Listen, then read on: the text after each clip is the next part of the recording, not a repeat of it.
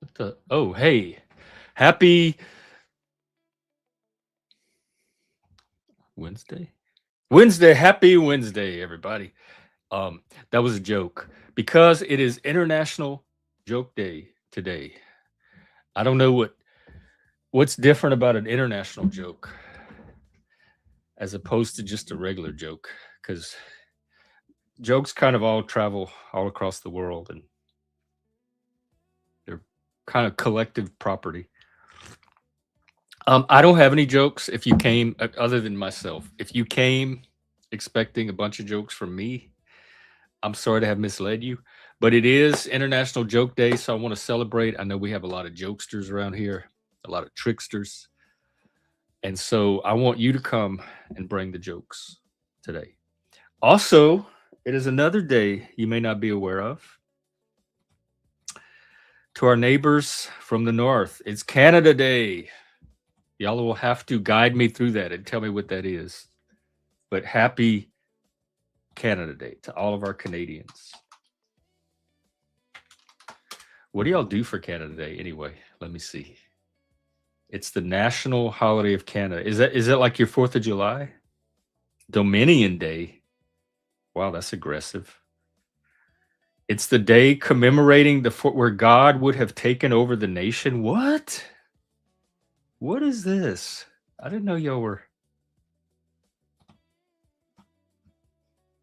Oh wow, y'all almost had a theocracy. What some people here in the US dream of. Dominion Day. Well, come up and talk about that too. I'm interested. But failing all that, we do have robots that can. I still think the humans have better jokes, but we'll see what the robot gives us. It's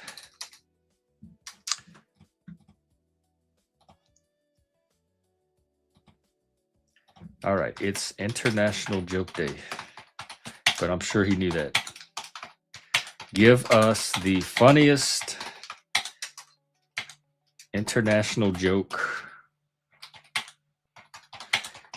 you can possibly find or come up with.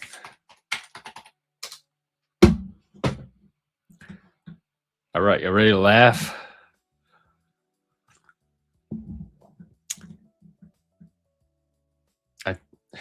Why are you taking so long?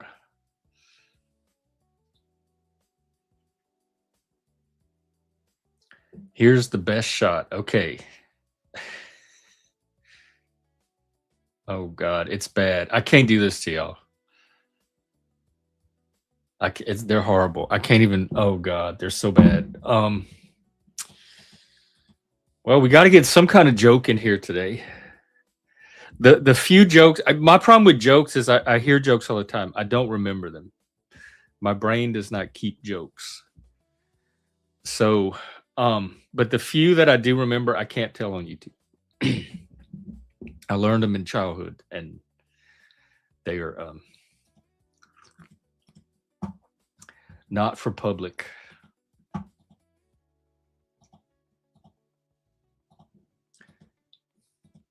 Wow. I feel bad and desperate for a joke. Dino, you out there? Shift. I could still shift joke from this morning. I think I'll do that to start you off.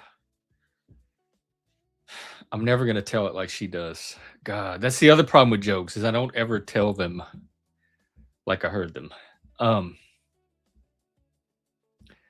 Did y'all know that it's been established that humans eat more bananas than monkeys?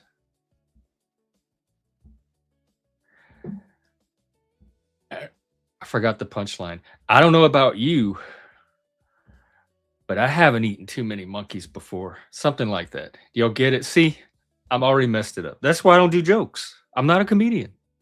I'm not a comedian. I'm not a comic. I make a good butt of jokes. A good, what is it? Foil guy? Foil guy. The foil. The straight man, believe it or not. I make a pretty good straight man. And Um, an audience of jokes. I'm really good at that when I get them. I don't get jokes a lot of time either. That's another thing. I'm bad at joke. Like I don't always get jokes. Oh, are you? Well, happy Canada Day. Is that like April Fools over there? I think I do for joke. You know, in comedy, what a straight man is. I mean, I do it on here all the time.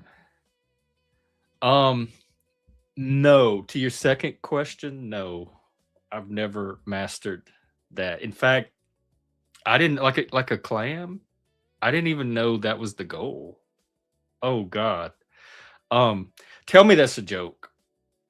Tell me that's your international joke, Moose.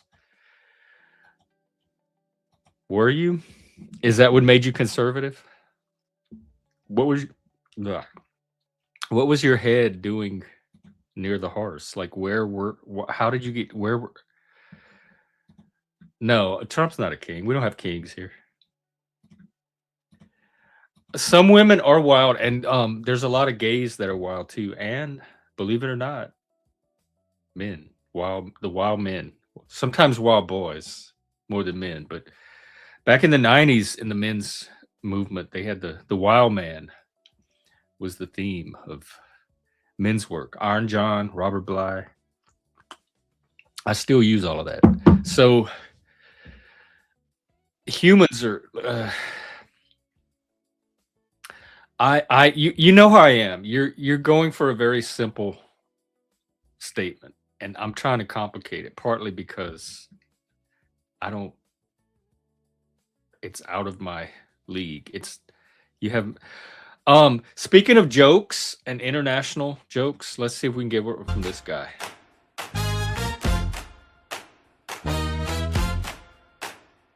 Where'd you go? Are you there? Hey, why come you're not showing up? Can y'all see Mike?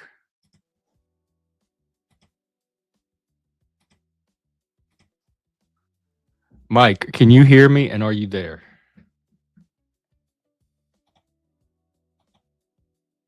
I don't know if that's Mike, y'all. I don't think that's Mike. Either that or he's frozen up. And it's not the name he usually comes in under. I think this is Troll Mike. But maybe not. But anyway, something's happening with your connection because you're not. I can see you in the back, but you're frozen. And I can't see you on camera when you come on. So fix your tech. Or maybe that was a joke. You think that could have been an international joke? What do you think the biggest international joke is? Insert punchline. This is your chance. Is it Donald Trump? Is it Joe Biden, Kamala Harris? Is it the United States? Is it some other country? Is that you? That's me. Oh, okay. You weren't coming in. A plane went over and I lost connection. Sorry about that. Oh, are you okay? You seem different, right? Yeah. Can you feel it? Can you feel it? I don't know if I can feel it. It's like you're coming. Are you sick or under the weather? I'm kind of sad, man. Why? Because it's like this YouTube experience has become like not fun anymore. Like I love talking to you. I enjoy talking to you, and you're a beloved friend of mine on here. And but it's just like, everywhere you go, it's just like all these nasty, crappy people are just waiting, they're chomping at the bit to come up and attack you. It's just like, oh wait, you can't hear Mike? Can you hear me? I can hear you, but yeah, can you hear me? Like it's like they lament in your misery, and it's just like it's getting to the point where it's almost like a reflection of how the world is now, where I remember, and I'm the kind of person that even if I really dislike somebody, like let's just say that I hate somebody, which is a strong term. What I do is I stay away from them. I just won't engage them. Remember this? How many times someone will come up and they'll start talking to me, and I'll just say, "Well, talk to Jeff. I don't want to talk to you." And it's not because I'm afraid. because I don't want to engage in that negativity because it brings me to a negative place. Mhm. You know, I saw some of that yesterday. I could see then you fight that. just go ahead and talk to someone else. You know, it's a panel. You know, but it's always the attack. And I honestly, honest to God, Jeff, this is going to sound egotistical, but I think just hear me out. Just hear me out. Okay. And this is not a troll, bro. I swear to you, my brother, I'm telling you this from the heart. I think why people attack me is because for some reason I break through their negative, crappy existence and I bring joy. I bring funny stories. I bring laughs. You know, we're just laughing and telling Good. That's what we need stories, and today. you know, and Jokes. that's all it is. And then what they want to do is they want to come up, F you. You said this 4.5 years ago. Okay, I might have been trolling back then, but this is like 4 years later. It's like, But you troll now. I mean, you still yeah, do all I that do, now. I do. But He's trolling. the big He's Moose prowling. salute. I The mean, Moose biggest caught you trolling the other day. Oh I no, didn't I pick up. troll, but the biggest problem is I'm reactionary. If someone attacks me, I attack back. But I do catch But myself sometimes you're going, not too. Sometimes I yeah, see you not like. So it depends. depends on what mood I'm in, you know. But sometimes it's just Yeah. like, hey Jeff, I'll You're step more away. I'll be moody than back. Yeah, reactionary. I'll Hey, be back. PV, I was thinking about you the other day. Yeah, So, yeah, but boys, I got a good story from yesterday, and I'll go make it for it. nice and Oh, quick. good. Go for it. So And a joke. yesterday, it's about about time to clock out, right? And you know, when things always go wrong when you're about to go Sure. home. This this old lady, like we're talking cane, one leg works, one leg doesn't, you Yeah. know, hobbling around. Well, her car died in the middle of the gas pumps. Yeah. And Oh. like everybody's getting pissed off at her. All the tourists are getting mad. People are getting all pissed off. I was like, well, why don't you fucking help her, you morons? And so Yeah. instead of just sitting there and being like, move your shit, figure it out, I was like, clearly I'm not a goddamn robot. I could see that this woman needs help and she needs a fucking man to help her. And I was like, I'm gonna be the dude to do it. So a couple of the customers came up, local dudes, and I hopped in the car. We figured out how to get the gearbox it wouldn't disengage, so we had to it played with that for a second, disengage that. Then we rolled the car around with no brakes, and it was pretty funny. It was a little wild. And then right, it was like, okay, so we got it to the parking spot. All the other people left. It was just Mhm. Moose, and it was like, well, now what? Well, okay, so we could try jumping the car, right? We could see if because the battery was working. The battery, it had juice. It just there was no And it had turnover. gas, I guess. So I was like, okay. So we tried jumping it and found out the starter was bad. Well, Mm.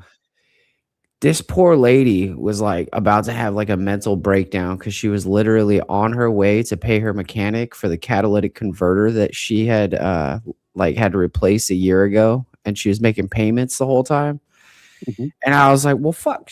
First off, she's like 80 years old. She probably doesn't have an Uber app. She probably doesn't have can't get a fucking cab out here. We're in the middle of nowhere. I was like, all right, fuck it. I'm going to do the weird thing. I was like, look, I'll take you home. I'll take you home. I was like, I'm not leaving you here. I'm not like, Yeah. we're just not fucking doing it. That's beautiful. Yeah. So her house is like 30 minutes away or whatever. We had to wait till the tow truck got there. I made sure she had water, everything. Tow truck got there, took the car to the shop, whatever. I'm driving her home. And dude, she like, bro, the main thing about the story is not even the good deed I did. It's what happened after that. Like, I opened up a fucking time capsule. A woman who has like worked over the past like 70 years, 60 years, like has seen some shit and says has worked for people that are like like really wealthy people, and it's like seeing like royalty and seeing like just like all kinds of stuff. But she was like the fly on the wall, the worker, so I got to hear some like cool like cool as shit stories. And Yeah. then at the end, she was like, she started telling me how she's a writer too for the last 3 years. And I was like, all right. Well, I dropped her off and I was like, we can't end it like this. I was like, first off, I need to see something you've written. So I'm gonna have to come back. And then it was like, oh yeah, you gotta bring your wife over for dinner. And Mhm. I was just like, you know what? That was the most fucking human interaction Oh, that I've had in years. It's weird. really? It's not weird. It's if you're asking me, God put you there to help her. So that was definitely something. You were meant to meet her. You were meant to help her. And look how good you feel about it, right? Didn't you smile all the way back home? Oh, dude, it was You it know? was like it was Yeah. like a great feeling. It was like, man, I made Yeah. I made sure she had groceries, she had everything she needed. I left Yeah. her my phone number. I was like, Did look, you I get gotta her work Insta? tomorrow, but I said I'll help you get to your car. I said just Yeah. send me a message, call me, whatever. I'll help you get to your car. Because it's like, dude, she's a widow and she lives all by herself. Yeah. And like I literally watched hundreds of people drive by and just stare, just look at her with disdain. And it's like, you guys are computers. Scumbags. It's like Scumbags. you don't see like your fucking grandma right here. It's your Yeah. fucking grandma. This could be your mom, your sister. You gonna Mhm. leave her there? Fuck's wrong with you people? Yeah. And it's just basically the death of chivalry, and it's a death of loving each other and looking out for each other, and it's getting more and more prevalent in life now, Moose, where they're just people just don't give a shit. They don't care. They'll step over your body as you're having a heart attack, not just at least calling 911 for you. I've done that. Like literally, I've seen it with my own eyes. I've seen, again, grown up in New York, like they were heartless. People were heartless, like they didn't care, you know and that's a good Well, it's deed, man. somebody else's problem too. Like, Well, if, no, they're not going to stop and help the old lady if someone else can do it. but Jeff, when you do things like Moose did and things that I've done in the past for the homeless and stuff and feeding them and stuff like that, you get such an endorphin high, such a rush of I can't explain it. You feel euphoric. It feels good. If Yeah, I ju- feel it too. I feel just good when I help people too. helping somebody, and I think the problem is that people don't understand that's actually our job to help each other. That's our actual job. That's why we're created as humans. We're supposed to help each other, look out for each other. But unfortunately, the waters get so muddied. But no, Moose, that's a great story, man. I salute to you, man. That's a great story. Yeah. Did you like exchange information? Is she on YouTube? Get her to come on YouTube. Bro, Yeah. she's like 80 something years old. She's not on 80 YouTube. people come on YouTube. We got Chuck. No, but my brother called me up and I was like, dude, I didn't even think about it. Like I wanted to interview her, but I didn't want to like mess with the Mhm. like the fucking, what do you call it? The genuineness, I didn't want it to like The I vibe. didn't want to shift. I didn't want her to like have to make anything up or anything like that. It was just like flowing right out of her brain. And I was like, man. And he's all, you should have just put your phone on record. I think a It's lot of like, good deeds. I think a lot of good deeds are anonymous. In other words, they're between you and that person you're helping. So, like when people do put people like out, like not saying billboards, but like sometimes it's good just to keep it to yourself. It's a memory for you. You don't take it further than that We'll because have a a lot of more. people will get embarrassed and they'll get embarrassed of the situation and things like that. It's like people were saying that people were actually telling me we should film when we do the food bank and stuff, and show it online. But you don't want to see somebody, maybe they get embarrassed that you're giving them food because they're desolate. They don't have anything Oh to eat. yeah, Yeah, the yeah. oh the yeah. You don't want to the film those. the people Yeah, that but show up, but you could film the staff and like the yeah. people. But it's just like it's Yeah. really hard because Yeah. people come in with their tail between their legs, metaphorically, and I'm happy to see them. I'm so glad to see them, and it. And there are people that come in that are not in a bad way. They just trying to get food to like sell and stuff. And though that really pisses us off, but the whole thing is that when you work in charities, you have to give to everyone equally. You can't say no to some people and say yes to some. So it's an allocation to that. But I mean, I've had people come in ragged clothes on a bicycle for food, and I've had people come in $100,000 Mercedes For food? Jeff, I swear. Nah, they could And be I'm cash poor, you know. They could be super on an cash poor. on an iPhone Yeah. 12. Yeah, that's right. Yeah. I'm like, you don't need. And then how many in your household? Oh, we got 12. That you don't got 12 people in your household. Come on, because No, they can yeah, there are get 3, 12. but they They get got 3 times. 22 people living in there. They got the cousins, the grandma. Yeah. But before we move too far off, Yeah. I'll give it back to you. The main point of telling this story is not to get a kudos. It's to try to inspire someone to talk to somebody older, somebody who's been through like life, that's been through different experiences that you may never even have thought of like being through. Like if you got in contact with a fucking coal miner, like how many coal miners are there today? You know what I mean? Yeah. Process is Or Civil 100% War veteran. different. That's all. That's my main thing, was like it opened up my imagination, and it opened up my heart a little bit too, because that entire day I was pretty pissed off and angry, and then in that moment I was just like, you can't, like, you have to, like, I had to drop my emotions to be like completely numb to go through that process, so that way she didn't break down, because it was like I had to be strong for her. You know what I mean? Yeah. And she couldn't see agitation on me, because like she was like, "Oh no, I don't want to put you out." How many how long did you spend with her? Like almost hour and a half, 2 hours. Oh wow. So I got a lot of information, Mhm. just so much information that I was like, man, I wish I could fucking write this shit down. Yeah. I love talking to old people. We grew up talking to Yeah. old people. Me too. For And I love hours. I Those are my love favorite things talking to do. like old vets, like old military vets, when they tell you like war stories and stuff. That's like the coolest thing ever, when they tell you how it used to be, like battles and stuff like that, and how harsh the world was back then. And it's just like, but now it's kind of come full circle. It's harsh again now, so it's like, whew.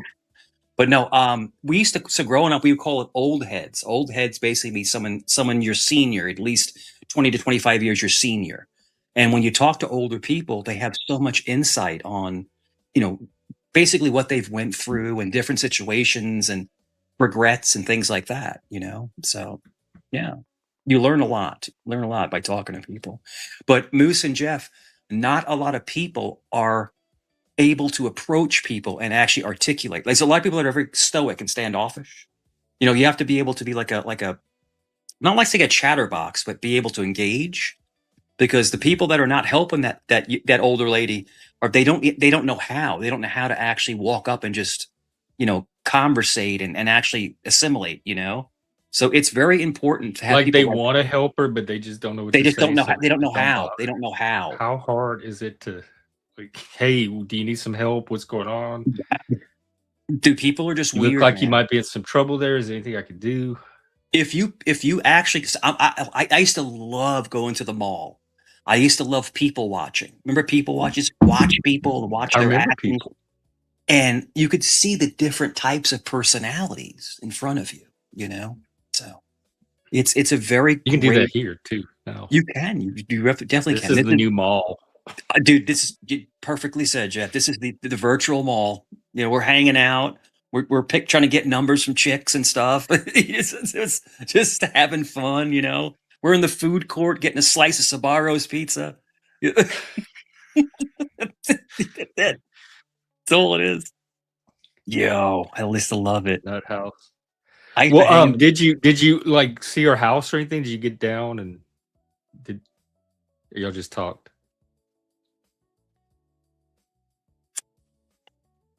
He might be busy right now. Yeah. No, but it's very, very interesting. But no, just the more and more I spend time on YouTube, I love certain channels like yours and one or two others, but other channels, it's just all about fighting and just arguing and people are laughing at you, and it's just like, what is this? Like, why am But I the even? YouTube is so big. It's the Yeah, largest platform out there. it So is. It it is. seemed like there's something for everybody. So the people that want that kind of stuff, they have that Yeah, content. But it's harder to find the other content. That's not that. Oh, you can go to other panels. I love going to panels where we talk about like politics and I love talking about space. I'm like a space nerd. I love talking about space and travel and UFOs, and it's like one of my. I like to talk about it. Like the what ifisms of something that's out there and stuff like that, and talk about creation and where do we really come from. And I loved conversations like that. But then people will put boring, and they just want to come up and argue and argue and argue, and it's just they try to derail the conversation. That's all. So the channel owner has to figure out, okay, what kind of panel do I want to have today? Do I want to have a panel of intellectual conversations, or do I want to have a fight panel? So what I'm going to start doing now going forward is, if I'm in the mood to have a conversation, I am. If it's going to be a fight panel, I'm just going to drop. That's it. It's going to drop off. Yeah, I've seen you do that before. You're pretty good about that. Yeah, just, I'm good. I'll be back later. That's what I do. Yeah, and I hate when people say, well, Jeff protects you and Joe protects you. No one's protecting me. I can battle fight anybody. I don't know what that means. Yeah, in other words, you side with me over other people. But the whole thing is that you're going to side with you. How? I don't like. As in, like, when someone comes up, siding with someone's not protection. So they equate that. How many people can you take on a panel? 9 versus 1. I think I've seen you take a whole panel on. A whole panel. Dude, I'm boom, boom, boom, boom, boom, just and I'm switching to everybody, and I'm not threatening anyone's life or anything like that. But I'm taking all the idiosyncrasies and I'm just turning it around again, and I can battle everybody. But the whole thing is that after that, I'm exhausted and I feel like crap afterwards. It's like it's like you're in the ring fighting people. Do you think they do that on purpose to try to steal your light, steal your energy and stuff? Moose, let me tell you something. I'm going to tell you something. This is the most weirdest thing ever, and I've always respected you. I went on your panel one time. I remember I was attacking a bunch of people, but the weirdest thing ever is that they want me gone, but then when I leave, they beg me to come back. I can't figure it out. It's different. What I figure out is different people. Like half of the people will pay to kick you off because they can't stand to see you on the channel, and half of them will pay to have you on because you're what they come for. But it's not the same people doing it. It's two different groups. Yeah. One thing I'm the asshole that would pay to keep them around. There's Sweet Tea. There's another channel. Sweet Tea. Stephanie. There's a bunch of girls. It's funny because the girls always bail me out. Like on another channel. So the girls like me, and I don't hit on anybody, or I respect they're all taken. But I'm just like, they just like hearing me talk, but other than that, you have these really angry people that come up and they're just like, F him. And then I leave and then the channel goes and it goes dead. So it's like, why would you want to kick me off? But at the same token, I'm glad that the channel owner's making money because this is a job. It is a job. So it's a real catch-22. This YouTube thing is a real catch-22. So sorry. It all depends on how you use it because there's so much potential on what you can do with it. I even said this on another channel yesterday. I said I was happy to make you. I think I made like $40. I was happy to make you money. I'm happy. You're my friend. I want you to make. I want you to make the money. I want you to make more. And but the whole thing is I can make you a lot of money if I start fighting with people. But it's like, I don't want to do it at your expense, and I want to do it in a way that kind of ennobles this place. It's not bipolar, but I can go like this and turn into troll mode like nothing, like nobody else. But I don't feel good when I log off. I feel like crap afterwards because I like to replay, not being narcissistic, but I like to go back and rewatch. And watch how I actually interacted. Just watch yourself and study. I'm giving myself like a grade. And a lot of the times I give myself like a B or something like that. And sometimes I give myself a D or even an F sometimes, So, because we're all emotional. We all get pulled into that craziness when we're in the moment, and, but yeah, and man, I'm going to have to start cutting back on channels again, Oh, right. Nova, thank you. Yeah, it is International Joke Day. Do you have a joke for us? Do you know any good international jokes? I'm not a real joke guy. I'm I not told you my either. So, wigwam and Moose, teepee do you joke, have right? jokes? I think I told you my wigwam and teepee joke before. I think I told you What that one, joke? right? Oh my god! Yeah. Thanks. Did not. Oh, well, you indirectly made me There you go. money for this. Terry, salute. Keep it coming. Keep making more. Send more. I know Thank you're you. rich, Terry. Oh my god! Oh, wow.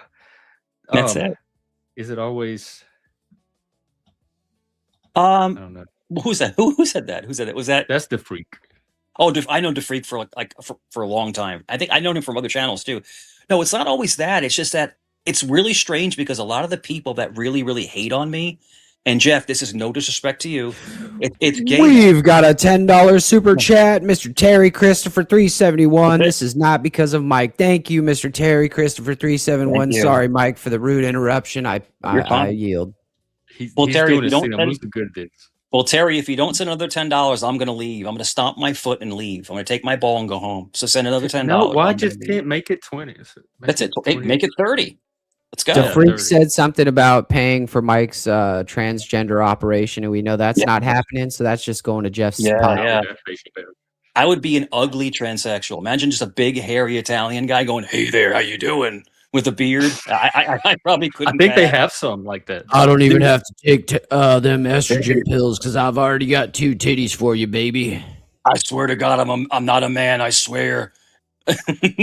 no, but I have the voice for it. I have a high pitched voice. It's funny. I'm a big dude, the man. voice for a transsexual, a drag queen. Well, What would your drag name be? Maybe Electra. Electrolyte. You need a last. It's like Electra. It should be electrolyte. You could have people drink you up. Electra. Oh my God. I fucking loved the movie Mr. Deeds when he had Woody Harrelson playing the transsexual prostitute.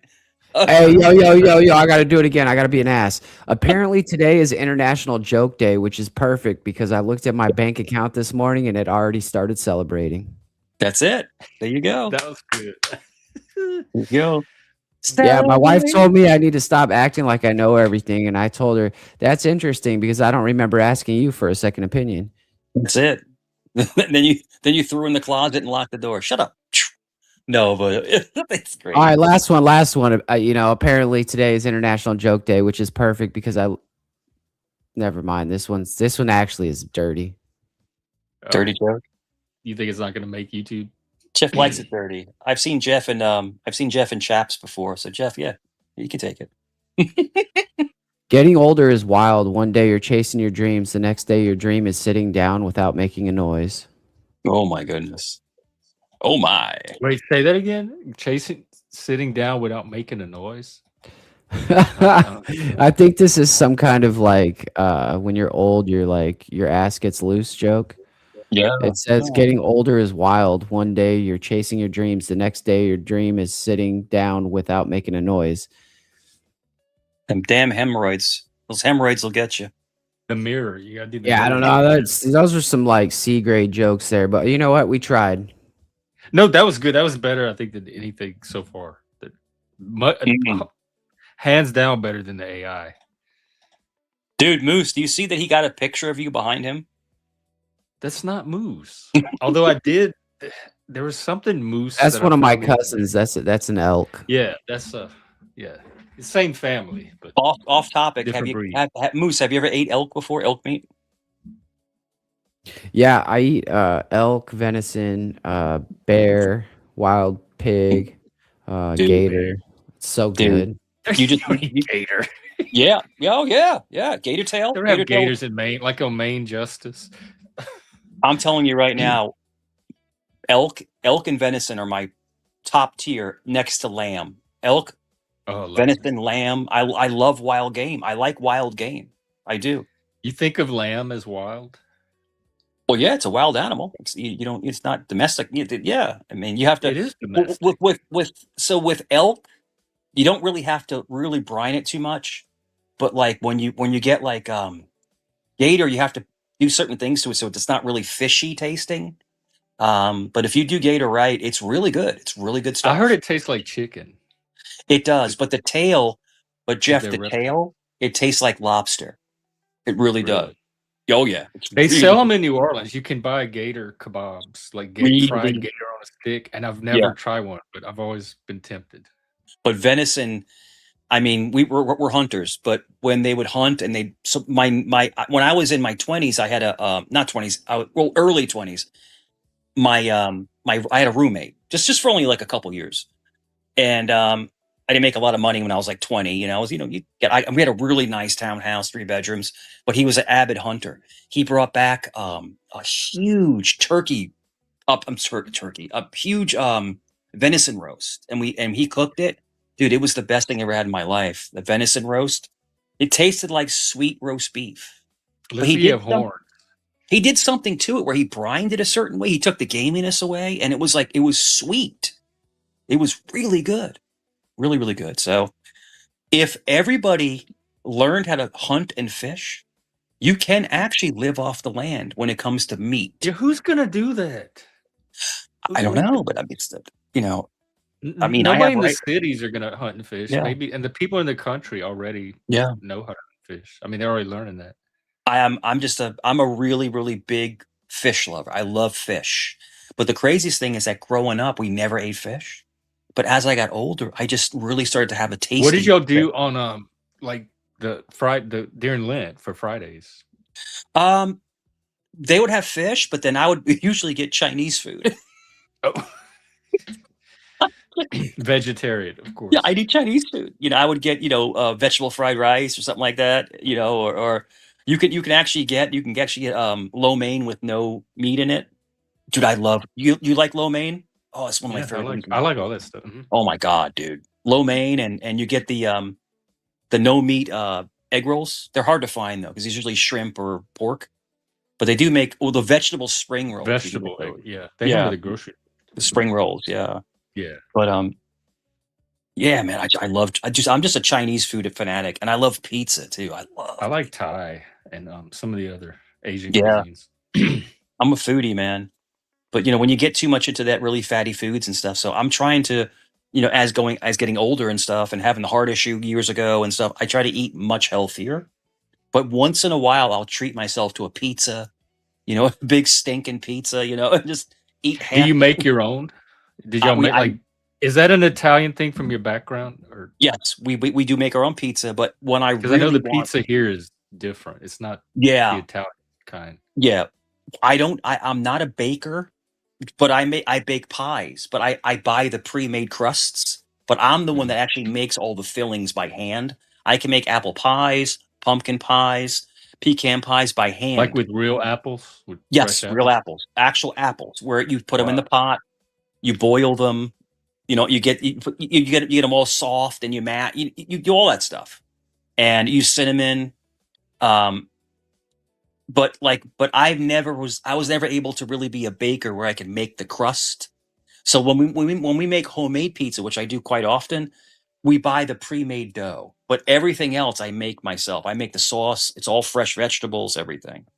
So do you make the sauce with fresh tomatoes, or do you start with the canned version? Because in home ec, we had to do spaghetti sauce from tomatoes, and it took like 2 days. It was a big long process. So I'll get the peeled tomatoes. I usually get Cento, the really high end ones, or San Marzano. So they're in a can. You mash them, and then you do all the spices and herbs in there. Now, that you may say that's not homemade, but it really is, because it's no different than just having a tomato and peeling. Because it takes longer to cook the fresh ones down. Exactly. You have to simmer them down. A lot of all them the use way. the canned or the sauce. Yeah. But you have to always get the really good tomatoes. Get the high end ones from Italy, and you mash them with your hands. You make a paste and stuff. And do you stomp them like grapes, like wine? No, you don't. You use your hands for the sauce. Yeah. And I've never stomped grapes before, but my cousin. Seems nasty. My cousin. Sorry, was it cousin? Yeah, my cousin actually used to make wine. He used to make wine, homemade wine, and he got the wooden barrel, and him and his wife would stomp the grapes in the wooden barrel, and it's just like it was like a funny thing that they did, and they would actually make their own wine. Yeah, and it's funny. They would stomp the grapes and stuff. It's like, whatever. You It's know, so it's like, gross to me. yeah, it's like Knowing that's in the wine. yeah, it's like your dirty Foot feet are juice. in there. You got toe jam in the wine. It's like, you know, but that's how wine was made back then. You know, they would No, stomp them with their feet, it probably was. Just don't tell me about it. and it was I want the usually image in my women.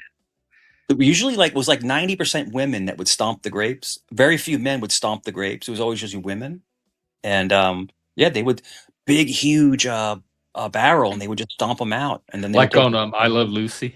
Yeah, that's how they made wine back then. Now I think it's a press. Now I think it's like a press.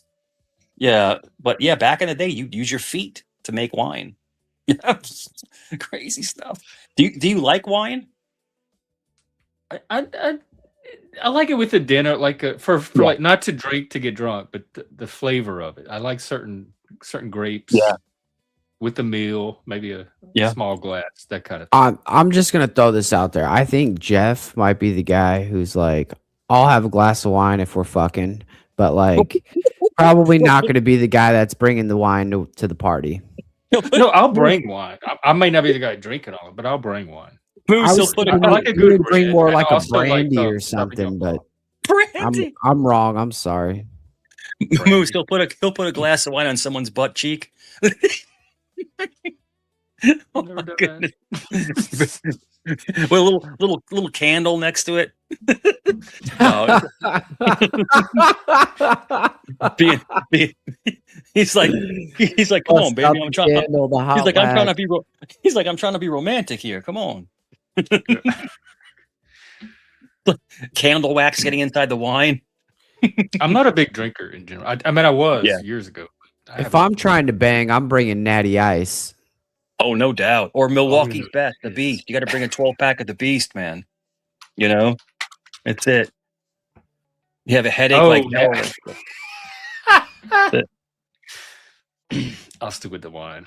I was so when I was doing the carpet cleaning and restoration, we would actually strip and wax floors and polish floors and stuff, right? Because all the total wines here, they all have like really nice floors, but it's not carpet. And we had a contract. I got some of the stores, and I couldn't believe I'd go in there and some of the bottles of wine were like over $500 for a Oh, yeah. bottle of wine. I'm just like, holy shit, That's you can get higher than that. Yeah, I was like, whoa, and they keep me in like a little lock case and shit. I'm like, damn, I wonder what but I was like, I wonder what that tastes like, to have a wine that expensive. But they say it's mind blowing when you have those wines that are that quality, that age, So the best thing I've ever had liquor wise was I actually had a shot of Louis Trey, and it's like the bottles are like $4,000 for a bottle of it. But like, there's a shot, and this is a long time ago. This is What's it called? Louis Trey. Louis Trey. What? How you spell it? Louis Trey. Oh, Louis. It's like numbers. Yeah, but it comes in a fat. Louis, it comes Louis the 13th. Yeah, it comes in a Fabergé crystal glass of the bottle, and but we were actually. This is when I worked for Checkered Flag. And this is a long time. This is way over 25 years ago. And we were at Ruth Chris. Ruth Chris's Steakhouse? Because very few places actually have. I love Ruth Chris. Yeah. And everything was comp. Let me see. Yeah. It looks like cologne. Yeah. Wow. And I got ballsy because I was the top guy for the quarter. I sold 69 cars in 3 months. So I was the top guy for the quarter. So the boss goes, "You want a drink?" I was like, "Yeah." So I said, "Let me get a shot of Louis Trey." It was $80 back then. It was $80. I think it's like twice that now. It's $80 for a shot. Was it worth? Did it pack $80 of punch? It was fantastic. I can't explain it. It's like, would you pay $80 for it again? No, I would not. I let him pay for it. I wouldn't pay for it. No. But yeah, we had steaks and the guys went on the balcony and smoked cigars. I don't smoke, but they were out there smoking cigars and stuff. It was a nice event. It really was. It was our quarterly sales thing. But yeah, I beat everybody. I sold 69 cars in 3 months, which is unheard of, for all with high gross. It was crazy, man. I was a maniac, bro. When I was selling, I was a maniac. I was all over I would just work like nonstop, 12-hour shifts. We call them bell to bell. You're working 12 hours a day, you know? So the Did y'all goal is, got paid hourly or it was all commission? no, it's all commission. You get a draw. So they're going to give you a draw. So they're going to give you like, and it's small. It's like $500 a week. But your commissions they take the draw to your commission. So you're basically working for free. It's a weird thing. But no, I always killed it, man. I always killed it. So I always made really good money selling cars. It was like a godsend. And working for Checkered Flag, where I used to work for, the volume was so, like the traffic was so high. In other words, people coming in and out. It was a great company to work for, man. It was fantastic, you know. To be 23, 24, going in, up to 28, making six figures was phenomenal. That was a great time in my life. 24 years old? Yeah. Making So, six figures? yeah, I was, Jeff. I promise you I was. Yeah. I was killing it, man. I was killing it in the car business. And that was right before the pure price stuff, where USA came out with the pure price, where people would come in with like a printout where it's once the internet happened, people would looking all that up online, and they were going to the dealers with the prices ahead of time. Yeah, that's it. I mean, but back then you could underprice the trade and then sell the car for full sticker, plus all the accoutrements, the back end, and then of course they would always tack on like the stripes, and then the hydrogen and the tires, and before you know it, you just made $500. It's a salesman, you just made $500, and then you go out and you sell another one and make another. So you're making $1,000 a day sometimes, So God, I'd love to do that on here. Yeah. I wonder if you can pull in 1,000 a day on YouTube, and it was a wild time. Split it, give you a cut or something. It was a wild time, man. We were making a lot of money back then, man, and I was smart, man. I had a 401k. I still have it, but I would take a lot of my money I made and put it into the retirement fund, just sock it away, because I didn't need all that. So I would put up to 20% into the 401k, which is non-taxable. And it's all still in there? Yeah. They don't tax it. Wow. They don't tax it, and it's for your retirement. But if you touch it, if you take it out, they'll hit you with like 40% taxes. Yeah. Sometimes 50. They'll take half your money away. What's the retirement age now anyway? I want to say, is it 68 or is it 65 or 68? I can't remember. That seems high. It used to be. Yeah. I thought it was around my age. No. I think it's 65, but they were talking about changing it, I think, higher. So I haven't checked it. I just don't touch it. Oh, isn't it like you can do early, but you don't get the full? You can do early. If I wanted to take money out right now. It says 67. That's for Social Security. Yeah, I thought it was 68, but 67. But remember, they upped it 2 years. It used to be 65. You can start receiving at 62, but it won't be the full amount. Exactly. So I had something happen to me where I needed some money for some personal reasons, and I took out $10,000 out of my 401k, and this is a while back. And it ended up costing me almost $20,000 with all the fees and everything. But I had to take care of something. You took up, what was the original amount? 10 grand. 15? 10. 10? Yep. So it cost double? It almost cost, I think it was. So let me think about it. It was 18. It was 18. All the fees and stuff like that, and it was like 8. They hit me with so much tax. Predatory, like they're taking advantage of your. Oh, of course, because they want you to take it out, because they grab it. They grab that money. They want you to take it out. But but what I did was I flipped it into physical gold. So then you flip it into physical gold, and then gold skyrocketed. So then your portfolio is worth more. But it doesn't matter if your portfolio is worth more and you touch it, it's going to knock all that growth you just had off. It's gone. So finances are a strange thing. So sorry to ramble on. Yeah, it is. I still haven't been able to understand the thing. But no, Jeff, I'm telling you, my friend, I made so much money in sales. It really is. And I made a lot of money. You're good. Like in fact, maybe I can use you as a job reference. Sure, of course. I bet you could really sell me to an employer. I could. I actually got many people hired. But when I was working for Peerless, You too, Moose. I was Peerless is a carpet cleaning and restoration company. See, people say I'm a carpet cleaner. I actually no, I'm actually a carpet cleaner, a master restoration guy. In other words, I went to school for this to, dry out houses and mold remediation and all this other stuff. And I also worked on the fire side where when there's a fire, we go in and we with Unismoke and we clean everything and clear the house out, rip walls down. So it was a multifaceted business. And because you had so much different things that you could do, it's not like just some guy coming to your house and you give him $100 to clean your carpets. I mean, I've been in charge of $50,000 restoration jobs. Me, I'm the lead in the job. And then with me, the boss would get mad at me all the time. He'd say, "Stop getting in the." I would actually get in the trenches with the guys. I'd go back to the house and put on Dickies and a freaking shirt, and I'd be in there with them and ripping the walls out and shit and getting dirty water on me. That's just how I'm built. I have to get Yeah. in the balls.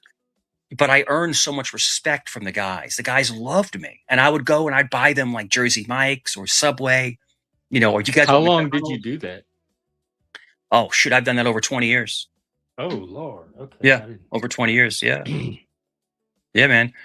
I'm telling you, it's a long time, dude. I'm in my mid 50s, so like, I've done it a long time, but I started doing it right after I stopped doing law enforcement. And then I went right into that.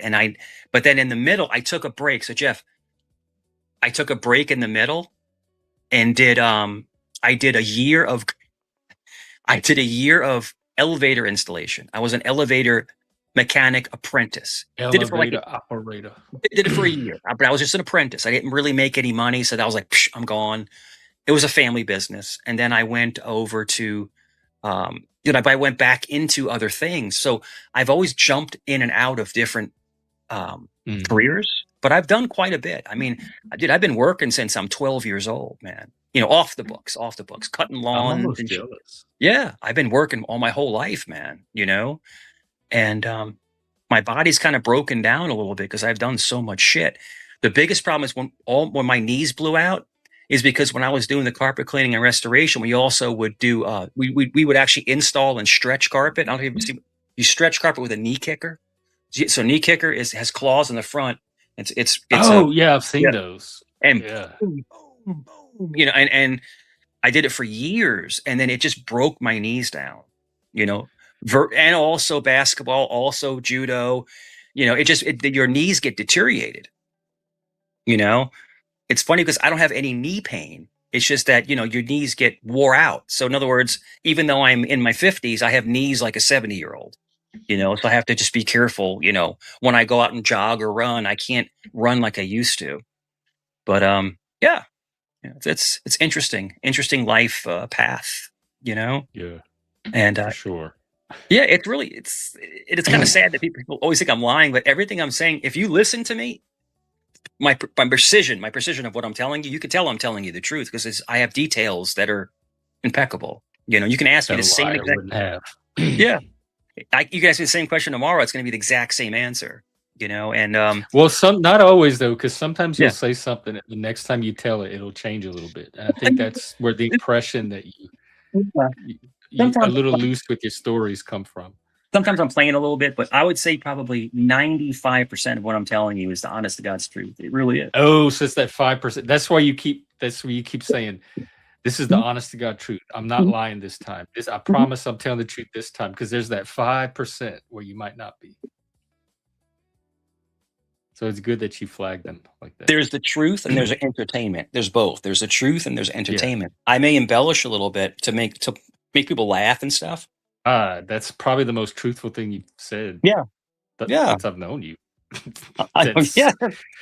Please let the internet know that we just got some major truth. But the whole thing is that, in life, because I don't know if you like to read. I love to read. And sometimes I want to read sometimes I want to read a fictional book. Sometimes I want to read a non-fictional book. So you enjoy both. Dude, you're not going to believe when I tell you this. My favorite book is Willy Wonka and the Chocolate Factory by Ronald Dahl. I do believe it. I totally believe it. I can see it. By Ronald Dahl. Roald Dahl. Me. You will see a world of pure imagination. That book is so magical. It takes you to a fantasy world, where every child wants to go. I This didn't want to be there. magical I hated that factory of show. Was messed up. yeah, I didn't want it this to have anything to do with those weirdos.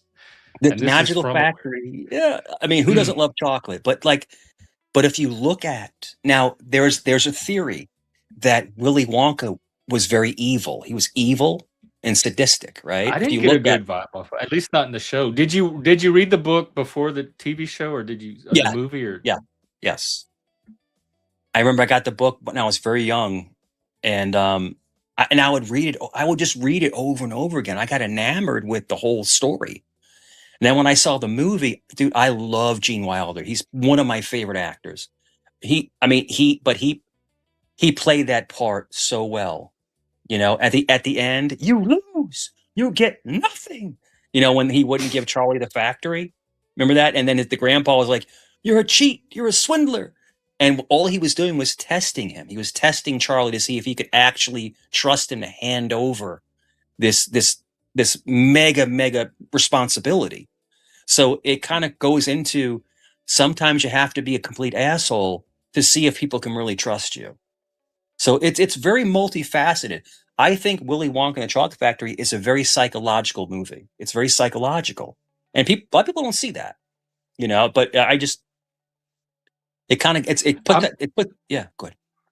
no? Well, I'm interested in this thing about having to be an asshole to gain people's trust. Yeah, you push them away to see if they're actually going to come back. Well, So in other words, when Charlie took, so he's being an asshole to the young boy, right? He's being an asshole to Charlie. And then Charlie stole the everlasting gobstopper, which you could have got money to, where his family could have been set for life. So Wonka's a jerk to him and says, "You're getting nothing," but Charlie had a pure heart and put the gobstopper on the table and walked away. And then Wonka was like, a kind deed in a cruel world. In other words, but if you were an asshole to people to like test them and gain their Yeah. trust, most people would not. If they were mistreated, they wouldn't go back to that person. Like healthy, sane people wouldn't. So I would be concerned that the people that passed your test and came back for more abuse are not the healthy people. Like that's not the people you would want to attract. So I don't know what strategy that would have. It's kind of hard to explain. It's almost like you're testing someone to see if they're going to be truly loyal to you, because you never really know who you're talking to. If you're an asshole, like if I'm an asshole, will you still be? Will you stay with me? Will you walk away? Most people are not. Like I'm probably not going to stay by an asshole side either. So it seems like a weird test, because most people are not. It's just for some reason it's a fascinating movie to me. It's just fascinating. I think it's very psychological. I remember the tunnel that we used to watch that on drugs. Like, not that we needed the drugs. Yeah, he was like scaring the crap out of all the kids. Yeah, and stuff. Even as a kid, it was. I couldn't pinpoint why. I just knew every time that scene played, I felt disturbed inside. Like I was. Ew. It wasn't what I went to movies for, especially as a kid. You go to be entertained and enchanted. That was a trippy scene with with the flashing lights and stuff, and it's just like it was like playing with your head, But at the end of the day, Wonka was just like an understood genius, and but he was fucking with people too. That's what I'm trying to say. What he was doing, he was trolling. If you think about it. Yeah. He was trolling, but he had a good heart of gold at the end. So it's almost like some people are just like, they're trying to test you. They're trying to see what you're made of, what you're going to put up with. If you're truly, because a lot of those kids were just rotten to the core, and look what happened to them. They all fell by the wayside. But then it was like Dante. Yeah. Almost. But the one pure-hearted child, Charlie, won the entire factory because his heart was of gold. His heart was pure, and that's why Wonka at the end said, "I'm sorry." And he hugged him because he was playing a role all along. He was trolling. And then he came out. So Wonka himself couldn't even tell how pure Charlie was. That's why he had to put him through the test. He didn't know if it was a facade or not, because you never know. So each kid was treated differently. And it was obvious to me as a kid that Charlie was the good person. Like I didn't need to put him Yeah. to a test. But at the same token, you never know because people, wolf in sheep's clothing, you never know. So that's why Yeah. he was so apprehensive with the golden tickets and testing each child to see exactly how to break them and what's going on and the greed and all this How to other break stuff and the children. vanity. Yeah. So I just think it's a very interesting movie. So that is my favorite book. And that's my second favorite book is Art of War by Sun Tzu. That's my second favorite. Cover to cover. I love strategy, like strategy and shit. Fantastic, man. And I've read a lot of Grant Cardone's books and Tony Robbins' books. It's all about like Oh, motivation. the speaker. Yeah, I bought his tapes when I was like yeah. 19 or 20. His motivational tapes. I've never met Mr. Robbins, but I actually met Grant Cardone. I actually had a conversation with him. Who's Because the other one? Tony Robbins, No, the other one. Grant Cardone, Brett Cardone. Grant Cardone, Grant I don't Cardone. think I've heard of him. I'm looking him up.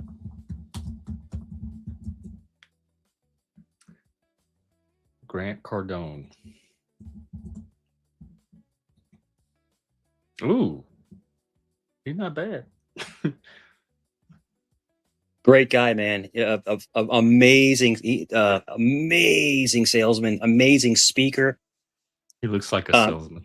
Yeah. Oh, dude, he's amazing. And I was at the top of my game.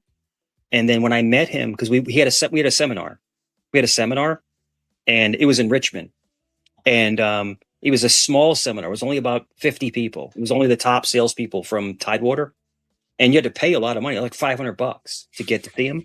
I didn't pay for it. The dealership did. And dude, and you got to actually meet him. And it's like me and him just started talking, and it was like, and we were talking for like 15, 20 minutes, which is rare for a world figure like that. Game knows game.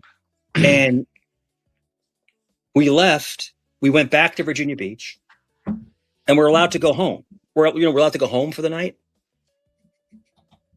I think it was like 7:30ish, and I stayed on the lot, the dealership. Dude, I sold 2 cars in 2.5 hours. He literally jacked me up. So like I was like on fire, like with his motivation, like the motivation. What's your pitch? Like, give us a like. Say I show up on the car lot. You don't know anything about me. You just see me walking around, kind of glancing at cars. Yeah. What's your approach? Well, it's very hard. It's very hard to do, like with not being in person. But it's a very simple approach. Hey, how are you? Welcome to Checkered Flag. My name is Michael. How can I help you today? Michael. Well, blah, blah, blah, blah, blah. It's very, very, very simple, And then, well, I'm not looking to buy today. Of course you're not, but I'm here to do whatever you need me to do. I'm a professional at this, and you're a professional buyer. Like start laughing and stuff, and it worked. Look, yeah, and you just start talking to them, and you want to come inside, or you want to start walking a lot and taking a look what we got. It's easier if you want me to kind of pull up what you're looking for, what your needs are.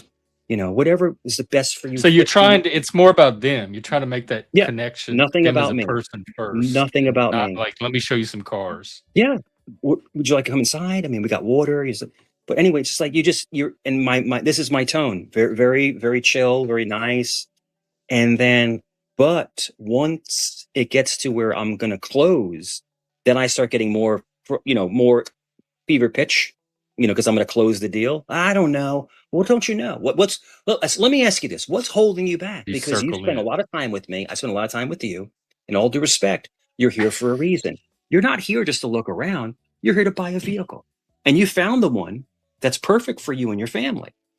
So what is it going to take for us to go ahead and make this happen? Because you don't want to go to another dealership and over and over and over again. And, it's just, it's exhausting. And, let's just get it done. Let's take care of it. You're pretty good. You're in good hands, And you know what? You're not just buying a car. You're actually buying me.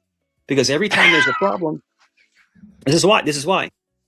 Every time there's a problem with the car, you call me directly. I'll give you my cell phone. You call me directly. I'll get you a rental. I'll get you, I'll get you anything you need.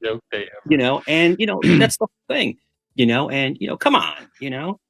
I said, don't make me cry. I start making jokes and stuff. Don't make me cry. And it worked every time. It did. I can And I see had it. to be Yeah, you have a good patter. a good pitch, and I had to be more aggressive sometimes with people that are very on the fence, and it's like, What does and that look like? Like, it's more you're like, gonna buy this car, bitch. and now, so You there's something called a takeaway know it close. or No, no, not. no. There's something called a takeaway close, and my manager, Mike Allen, I love that guy. He's retired now. One of my best managers, Mike Allen, and he taught me the takeaway close. So when they're giving you too much shit, you just get up, and go, all right, that's fine. Well, hey, nice to meet you. And then you get up and you turn your back. They go, but And they wait, chase you? yeah, yeah, but.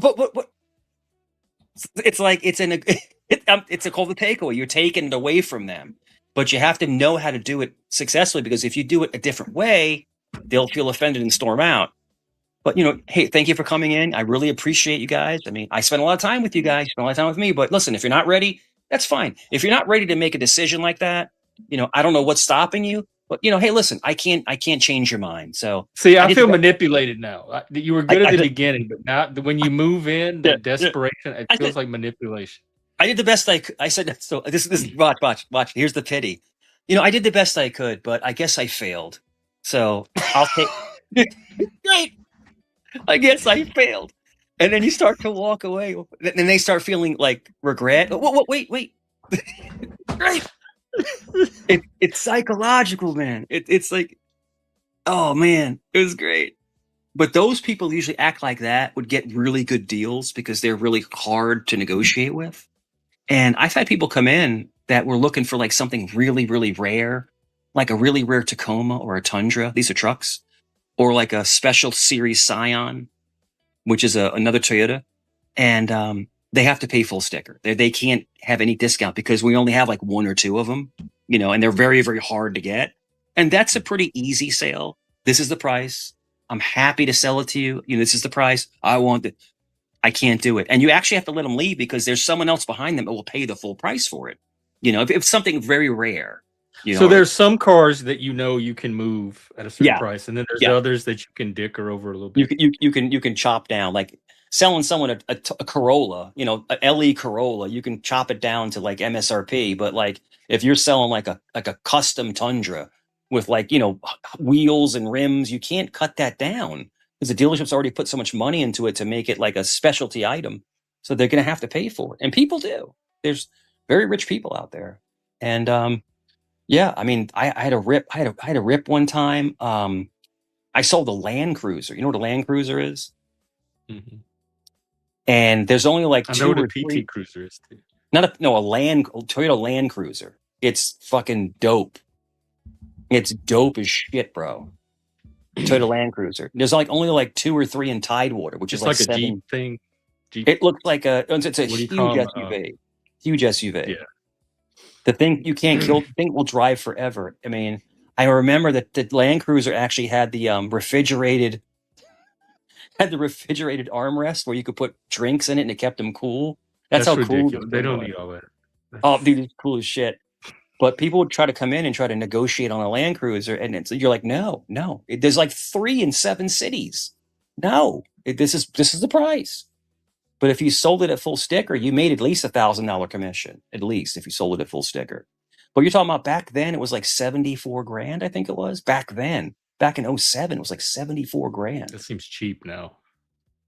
No, now it's like 120 to buy one. That's the Yeah. price that houses used to cost that growing Yeah, up. yeah, no Oh my doubt. gosh. I mean, GMC is selling some pickup trucks for like $106,000. It's like, who the hell? I mean, their payments are like $2,000 a month. Like, holy shit! I remember when I bought so I bought my Pro GT in '97. My payments were $320, but the insurance was super high because I was young. I was only 22, so that it was like 22. But the insurance got you. They charge you like $300 a month in insurance because Oh yeah. Plus you're a it's new. liability then, because it's considered a sports car. And so but then I went ahead and I was able to get money from family, and I paid the car off completely. but I still had that huge insurance payment. It was like, this payment sucks, but I couldn't do anything about it, And I think when I turned I want to say when I turned 26, it dropped. It dropped to like $150. It dropped in half. But insurance will kick you in the ass, man, because they're expecting you to get into an accident. Yeah, it's wild shit. Yeah. I've only caused one accident my entire life. Caused one. I've been in accidents, but people have hit me. But the accident I caused was like $1,200. It was like like a bent fender. It was like basically someone stops at a red light and you bump into them, and you bend their fender, and they have to replace the fender and shit like that. It's like $1,200. Like a fender bender. Yeah, that's it. And then it was nothing, and the insurance took care of it. I had Progressive at the time, and I had to pay the deductible, a couple $100, and they took care of it. That was it. Yeah. So yeah, but I've never had a catastrophic crash or anything like that. Yeah, those are gnarly, man. People get really messed up, man. I had a really, really good friend that worked in rescue, and off of Shore Drive in Virginia Beach, which is the oceanfront. There's a part of Shore Drive that goes through a area. I can't remember the area, but it was like over 200 people have died over the years since the 70s because there's no street lights. So when you drive there in the middle of the night, there's no light. How hard is it to put up a street light after that? Well, it's like I can't explain it. Yeah, I can't think of the. If you look, but people would get into crashes because they would play chicken. Like chicken is they turn their lights off and shit.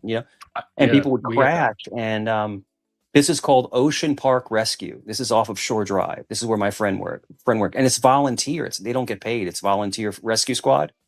And he said he saw some of the most gnarliest crashes. People missing limbs and shit. Like when they get in these horrific accidents. Gnarly, dude. Yeah, just people go through windshields and stuff. And you see some when you work rescue or a fire department, man. You see some, and even police department.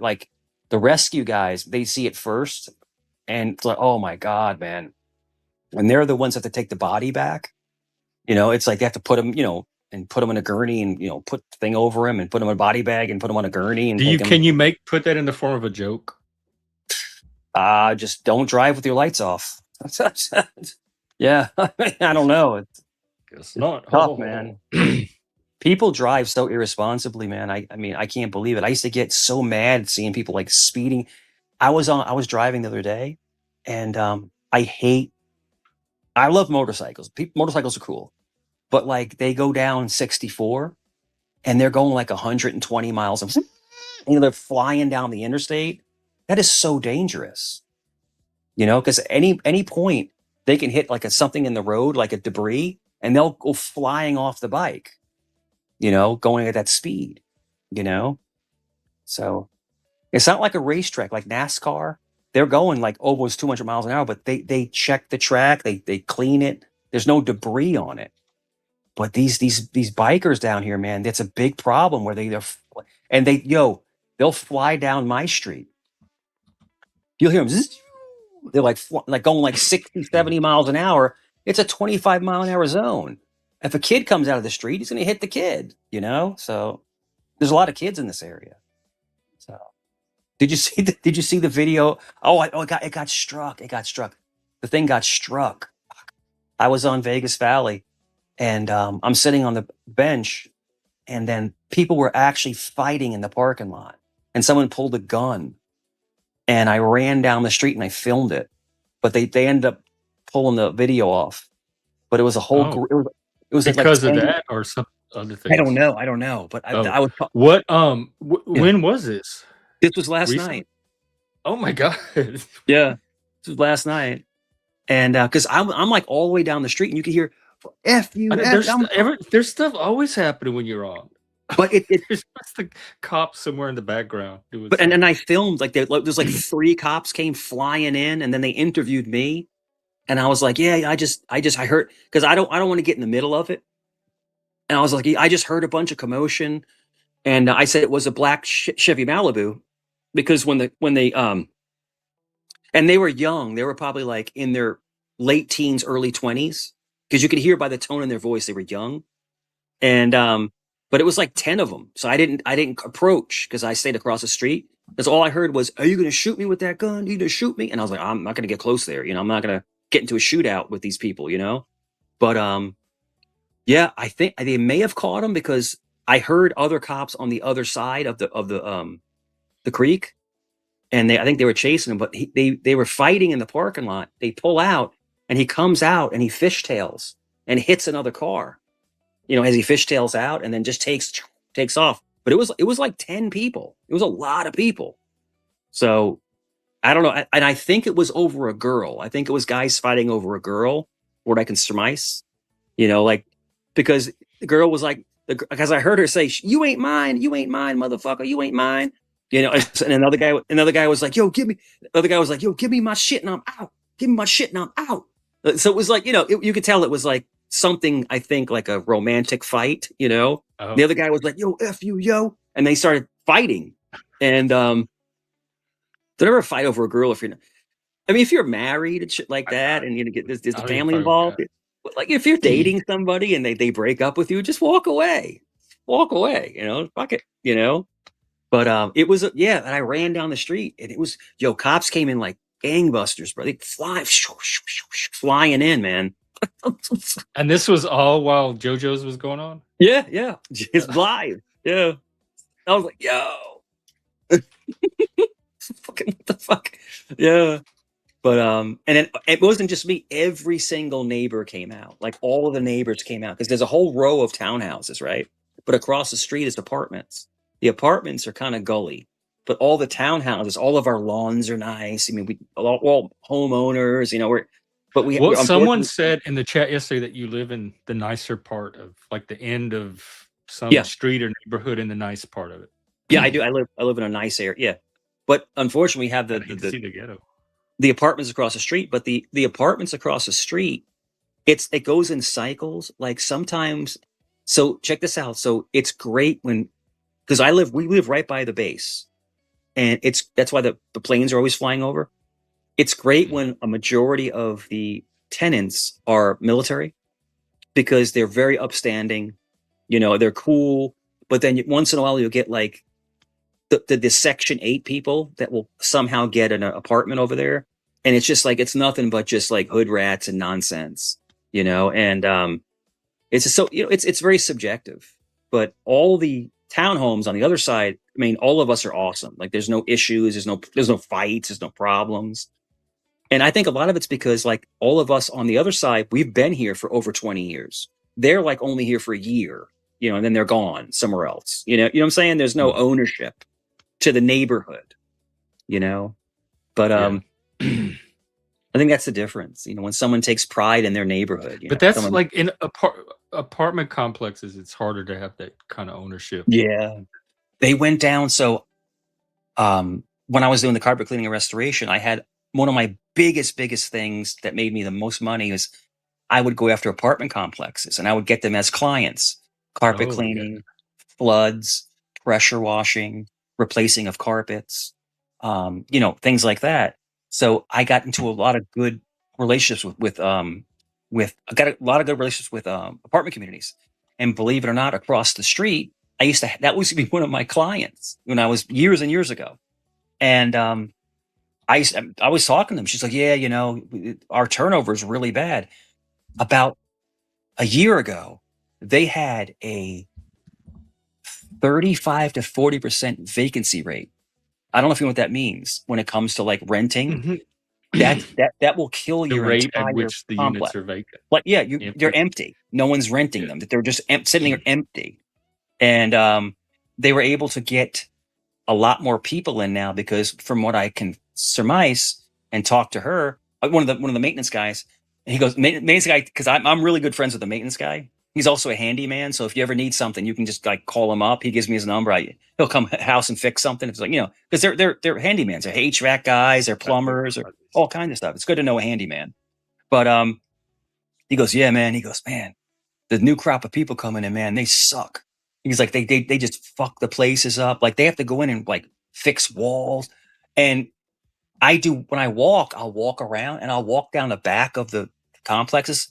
and you could look in the window and they're just all torn apart. There's trash everywhere. They have to go in there and like rip all the fucking dirty furniture out and get special pickup to come get it. So people just like, they just shit on everything now, you know? Right. No one has pride in where they live anymore. Like if you come to my, any place I ever lived at, it's clean, it's orderly, you know, the grass is nice, you know, but people just crap on everything, you know? And, they have a pool across the street, and they have people always try to sneak in, jump over the fence. It's like, it's like, what are you doing? You know, I don't know, man. It's weird, man. Like, nobody's gonna kick them out if they're successful. There's no lifeguard. So if they can get over the fence, they can go swimming. You know, but there's no lifeguard, and because I think the pool is a certain amount, it's not deep. I don't know the whole parameters on that. I don't know if you have to have a lifeguard state mandated, but there's some pools don't have it, but they have to post no lifeguard, so you're swimming at your own risk. Yeah. But I think it can't be too deep, you know, because you know. But it's funny, man. But she'd always let us, because we always had a pool in the backyard. But after we got rid of the pool, she, as an apartment manager, was always like, "Yeah, if you want to come swim, it's cool with me. You're a friend of the neighborhood. You come swim." And because that's when she was one of my clients, and I used to swim there, and we used to go to Marina Shores off of Shore Drive and swim. So if you make friends with an apartment manager, she's like, "Yeah, you can come swim. It's no problem. You know, go ahead." You know, so. But like we did it with permission. We didn't just sneak in, you know. And but they can hit you with the trespassing charge if you're not welcome there. They can hit you with the trespassing charge. But it was always fun, yeah. But I do miss having a pool. The pool's always awesome, but it's a lot of work though, man. To have a Yeah, pool, it is. I miss having them too, but it is a lot of work. a lot of work. You know, it's like having a boat. It's so much maintenance involved. You know. I love being on the water, though. I love the water. There's something about tranquility about the water. You know, that's just, it transcends into my actual soul. When it is tranquil, it's not always. Yeah. And the water can be very turbulent too. It's amazing to me that people don't like the water. Some people just hate the water. They don't like to swim. It's like swimming is so amazing. It's just an amazing thing, you know? So, yeah, it's interesting. What you got in your nose, your mouth?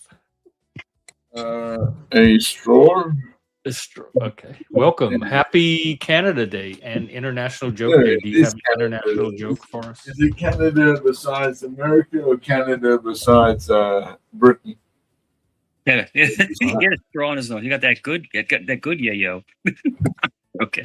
Good to see you, bro. Good to see you. Here, y'all talk for a sec, and I'm gonna go get a refill. He ain't gonna talk to me, is he? Mike is he's gonna talk to you. Electric. Sure what is your name now, Miss?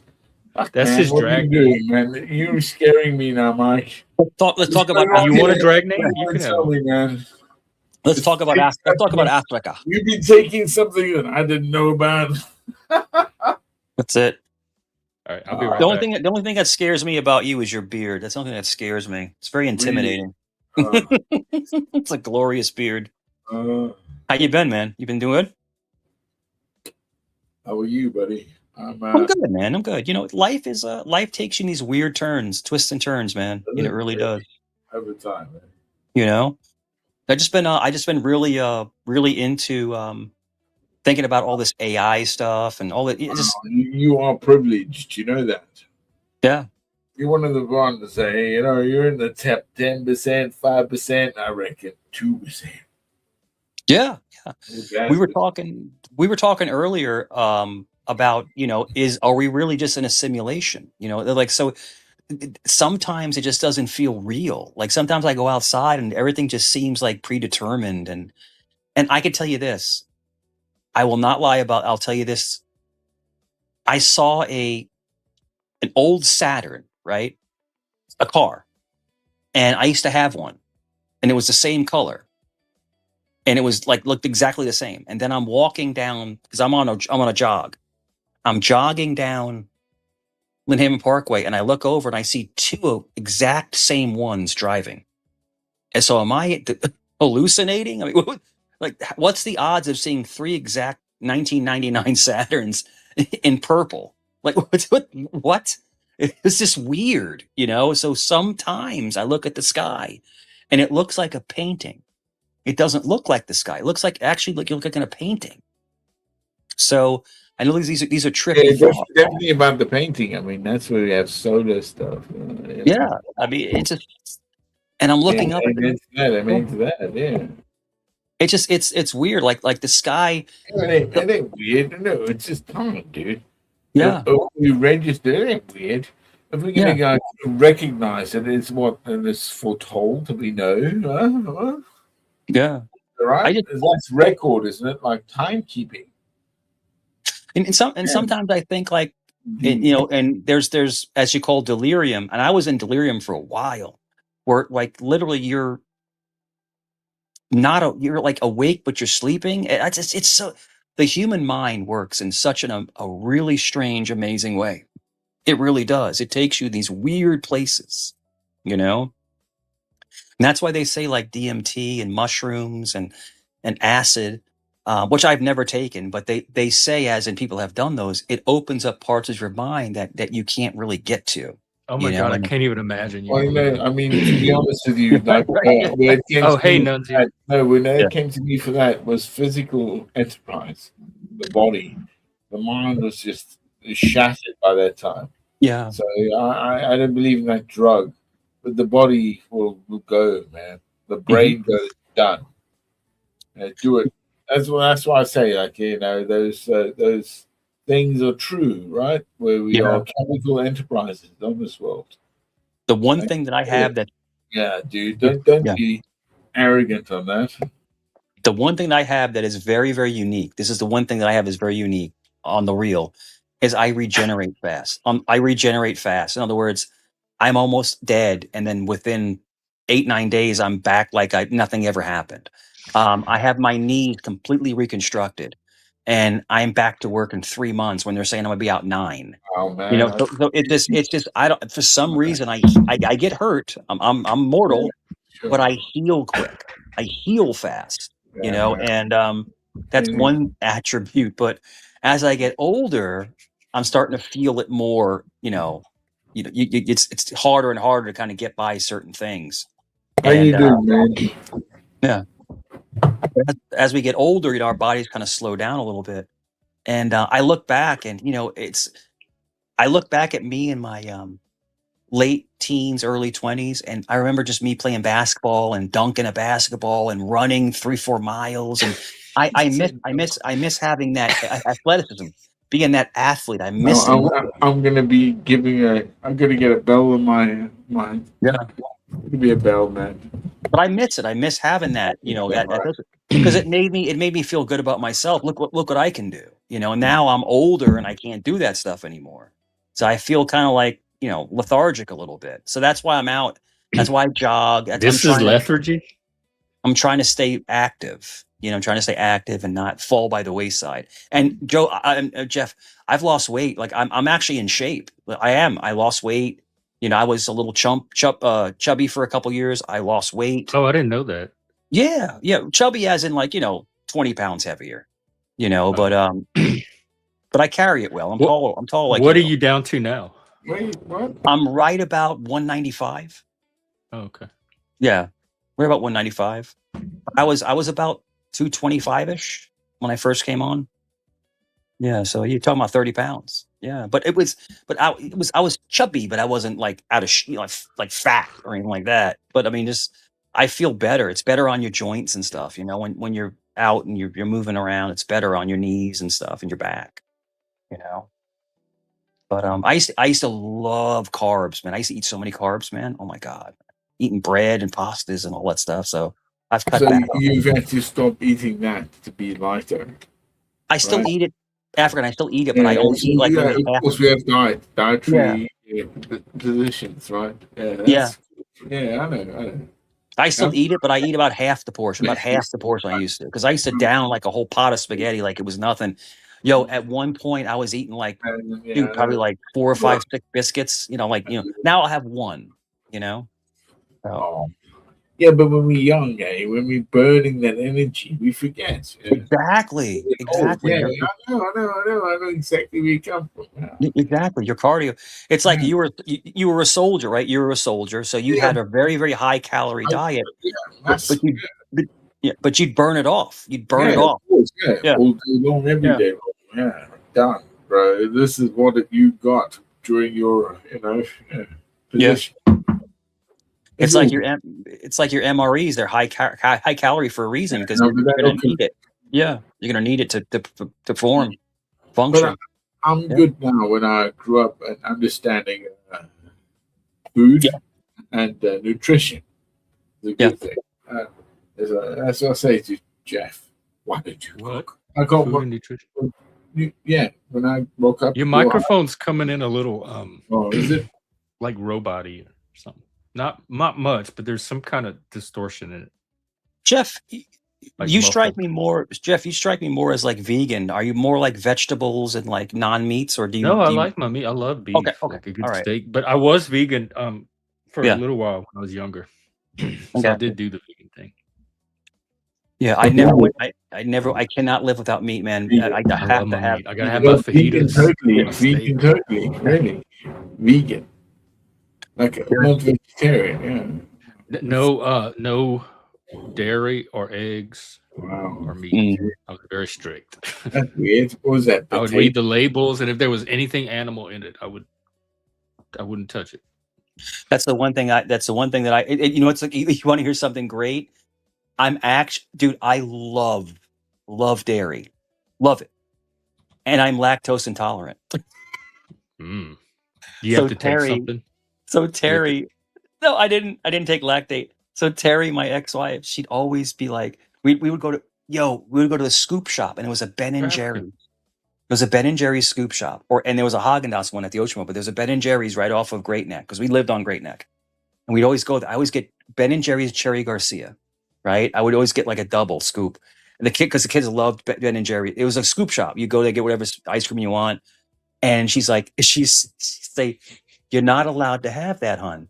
I was like, and she's like, Who okay. said you're not allowed to have it? She did. The I was like, ice cream lady? no, my ex-wife. Oh, And she goes, and my ex-wife would go, "You're gonna pay for it." And like, okay. So I would eat it, right? And then I would throw up like foam. It was like the lactate coming. I swear to God, bro. Like I would eat it and be in euphoria, and then I'm like, because my body wouldn't process. so you the still lactate. ate it anyway, even though Still you ate were it anyway. I was a bull-headed intolerant. asshole, yeah. But And, isn't there that stuff you can buy that helps you digest? Yeah, the lactate. lactose? Yeah, Something like lactate. Yeah. So, but it only lasted like 5 minutes and it was gone. But like my body would reject all the because that ice cream was so heavy in cream. But I love milk. But when I drink milk, it's usually 2%, and I don't drink a lot. I'll drink a small glass. If I'm having like a piece of pumpkin pie or something, I'll drink a very small glass, like small doses. But I would small eat, dose of milk. dude. How Yeah. African? How much milk do you drink? Well, in the summer, not enough. No, in the summer I don't drink much milk. In the winter, more. I would say. More. Yeah. But mainly water, beers, a lot of lemon juice. I love fruit and vegetables, so I eat a lot of that. I really do. I make a lot of good food, I believe. I try and produce that. Yeah. And today, when I had for dinner a piece of sole, sole, no, lemon sole. Basically, it's a fish, but that's my protein today. Sole, yeah. Soul's a great fish, man. That's But delicious. I started this morning with chopped tomato, olive oil, some salt, pepper, and feta cheese. That's my breakfast. Africa, you got to try it with some rosemary. That rosemary gives it Of that course, sweet. I've got rosemary salt. I know. Yeah. Oh my gosh, I Yeah, love rosemary. exactly. Yeah, I know. It says you can't have this over too much. You always have to like hold back. Sometimes you have to fast. Things are good. Food is great. It really is. Yeah, it is fantastic, Like, especially if we you know grew what it. to do with it. You know, especially the way you can take like meat, Show you. Let me see if I can show change you that guys. shit. Oh my god, Hold on. that's why I love America because you guys smoke houses. Yeah. Look at this, guys. I'm going to show you something real quick. Let me see. Oh, Let me see. I shouldn't cut off because I put a few. But check this out here. Hold on. You can see this. Look at Oh this. wow, where are you? That's rosemary. Can you see it? Is that the bait? What is one of That's those the rosemary. basil? That's Let rosemary. me see. Wait, hang on. Uh, That's rosemary. oh, it's tiny. It's a little tiny But pot. Are see, you talking about look, the one in the square container? check out this basil. Check out this basil. The basil. Wow, that is some impressive. I'm not kidding. That's some impressive basil. yeah. What, you grow it yourself? Yeah. 1, 2, 3, Oh, I 4, love that rocket chair. 5. But look at this. Look at this. Look at this one. Look at these. Look at that. Oh my god, y'all must use a lot of basil. Oh yeah, on everything, dude. Oh my god, it smells so good. It almost Oh. smells like weed. It almost smells like weed. Nah, not quite But look enough. at that. Look at Yeah, that. These nah, things are. that's beautiful, man. Yeah. Mm. Grow. Let them grow. Let them grow. It tastes like licorice. It's so good. Licorice. I like that. It's licorice. That's weird. Yeah, so we'll grow it. Right? We'll make pesto out of it, but we put on everything. We actually, I know we have a tomato plant. We only have one tomato. It's taking its time to grow. Yeah. Oh, what are you gonna do with it? Probably just eat them. Make salad. But yeah. When we have tomatoes, like if you have like a fresh tomato, usually it's for the salad. But I remember this. I'll never forget this. This is one of my fondest memories of my grandfather, Joe Cerrone. He had a tomato garden, and he'd grow tomatoes in the backyard. And I just remember how much pride he had growing those tomatoes. And he grew the most beautiful tomatoes. I don't know how he did it, but he had the most beautiful tomato garden. Because Italians, we love tomatoes. But it was, and when they were ripe, he would just pick it off. He would pick it off, and he put a little bit of salt on it and just eat the tomato like it's an apple. And it was crazy. And Terry's grandfather, God rest his soul, Sebastian, Mr. Miranda, he's passed away. But he had a beautiful house, and in his backyard, he had the most beautiful fig tree. I don't know if you like figs. Oh god, we had one growing up. I love figs, dude. Fresh figs. The tree was so big, Jeff. The tree was so big and so wide. They're like a bush. They get huge. And he'd go out there and he would just pick figs, and we go inside. We eat the fig. They were so freaking good, man. You know, I love figs. Except for that sap. They're really sweet. It's really, really sweet. Oh my god, you got me hungry with some figs now. Oh, do you know how figs are produced? Eh? You know, there's a fly that comes in and buries its, into the fig. It's the only plant. Oh no, I didn't know that. Is that why it's so? Yeah, figs are weird like looking that. inside. Let's see. Yeah, it's very weird. It's symbiotic, I believe. Figs are so good. Yeah, they were even in the Bible. Yeah, another thing that's really, really good is dates. Dates are. I didn't like dates. They're good, man. They're too sweet. Oh my god! Thank you. You guys are the best. There you go. Is that euros? That's more than 10 then. It's what do y'all have there? Pounds. It should be $1.50. Yeah, $1.50. $1.50 still. Oh, the pound is more Yeah. Oh wow, okay. The British pound is worth more. Yeah. Wow, thanks. So that's more than 10. Yeah, it should be like close to 15. Yeah. Wow, thank you, African. There you go. Ooh, I hope we can keep this going. It's been a good week. That basil. I might get some more basil and chew on it. Yeah, was that where Mangy hung out on that little deck? He'd always hang right by the basil. But Got the picture of the shirt. He's right behind the basil tree, and we just hang there. He would hang there. I'd feed him. Yo, I didn't tell you this. I haven't seen Kitty in like a month, and Yeah, he showed up oh, last night out of nowhere. oh, Yeah, he just but it's came just up. the one now, like the other one. I haven't seen the other one. I haven't seen Socks. He just shows up. So then I'm like, Kitty, and I'm like, come on. Like this, and then I went in the house again. I got him some chicken. 'Cause I have chicken in a can and some milk, and he's just sitting right outside the door with his tail going like this. It's so cute, so cute. But he's little. He's not he's not Mangy size. Mangy was like scary looking. Like he's just like a normal cat. But Mangy's like, I'm like, whoa. But no, I love I don't know what it is, man. Like a lot of guys are supposed to be dog guys, and trust me, I love all animals. I'm an animal dude. I love birds too, dude. I love birds. Love giving peanuts to like the cardinals and stuff. And but there's something about cats, man. I can't explain it. I love cats. Cats are cool, man. They're just cool, and they're really like chill. They're not like like dogs are like, they're kind of like rambunctious and stuff and jumping on you and shit.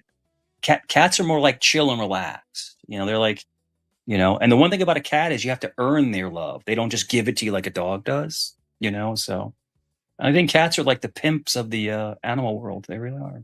So, but no, I fed him and he ate, and then he walked away, and it's like, all right, take care, kitty, see you. So, but yeah, I was happy to see him. He was skinny too. I was like, I wanted to give him more food, but he ate it and he left. Yeah, he's skinny, man. Little kitty. Yeah. But I just like animals. I like feeding animals, and that's the one thing. When Nikki went to Japan, he was in Osaka. One of the greatest things is that they have wild deer. Deer are considered sacred. I don't know if you know that.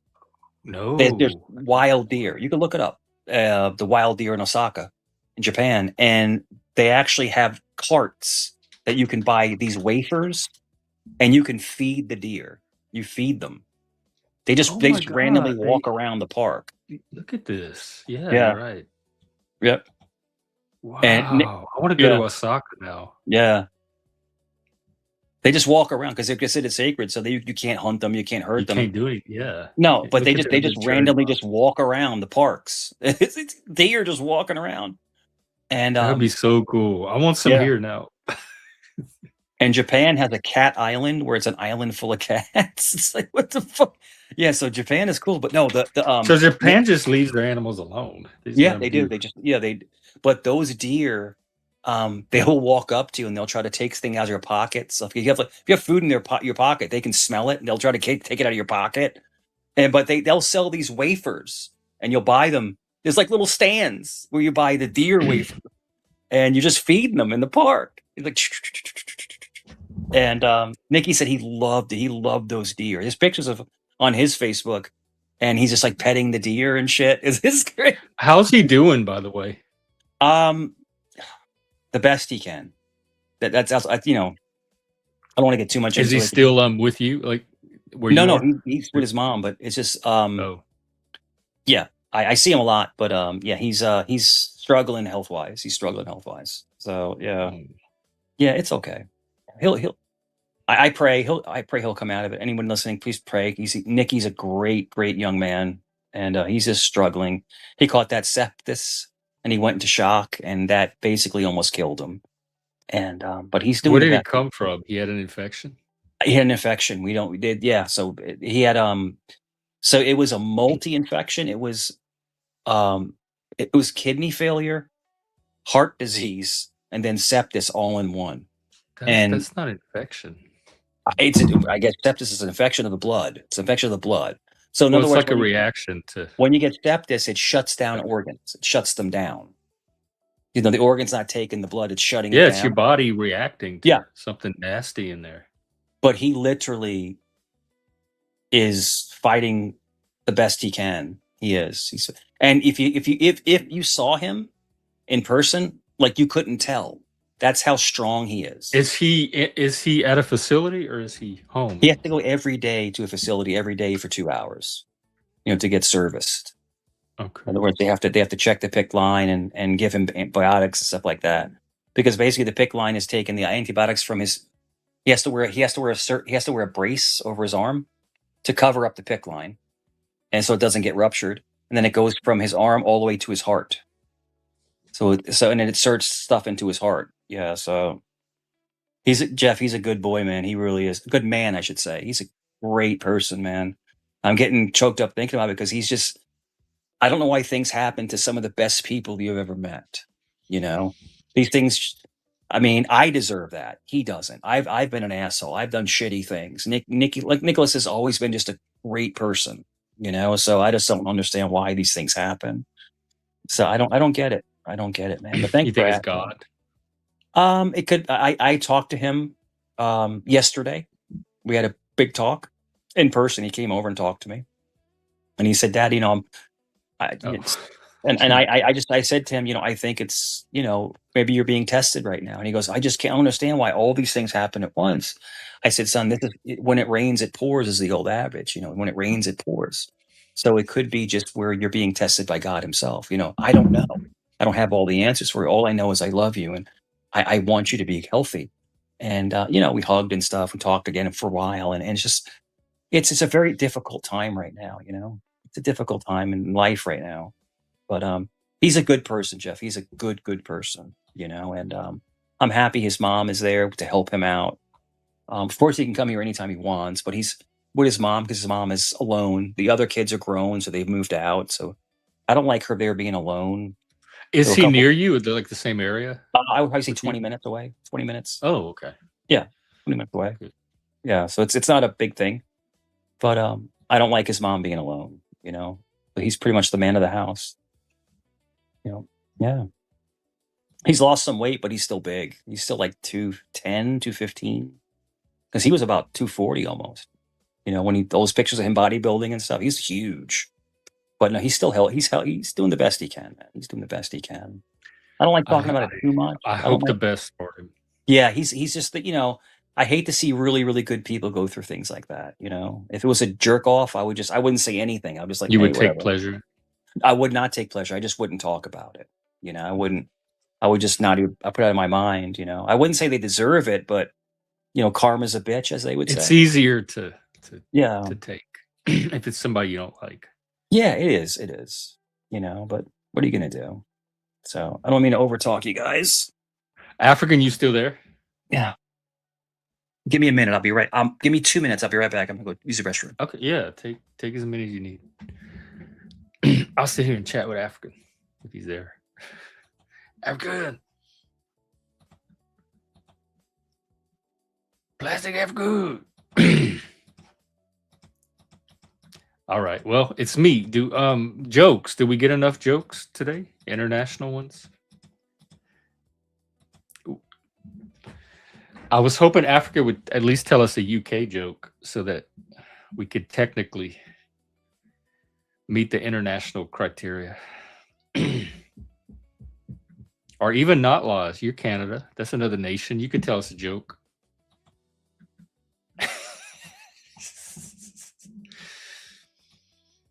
Is this the joke? I don't know. I think it. Oh no, I haven't think just it left. needs I some went more downstairs. It wasn't because I was being selfish. Were you being selfish? Oh, we got an international joke. Oh, you told that the other day. Yeah. A Frenchman, an Italian, and a German walk into a bar. The bartender says, "Get the fuck out. Go back to your nations." Do you have a British joke or a South African joke? I don't want to say it because it would offend so many people. So no. That's my problem too with my jokes. Yeah, exactly. I can't do it, man, because that would be Do you have like a backup banned one? forever, and people would be like, "No, I don't like you anymore." Hey Jeff, I'm gonna drop them, man. I'm just gonna drop down. I'll talk to you later. Okay, take care, Mike. Take care, Missy. Be safe. Hey, Jeff, thank you for having me as well. Thank you for being this late. Yeah, you know I enjoy hanging out with you. Thanks for coming in. Don't be stupid.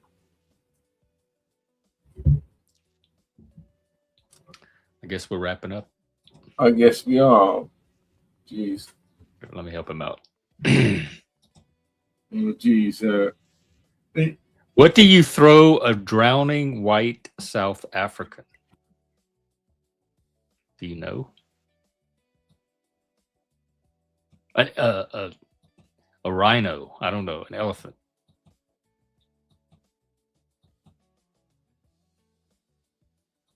I can't wait to find out.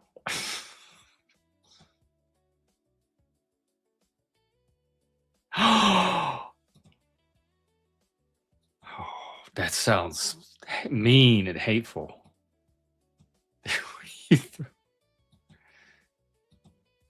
And every day I take that punishment.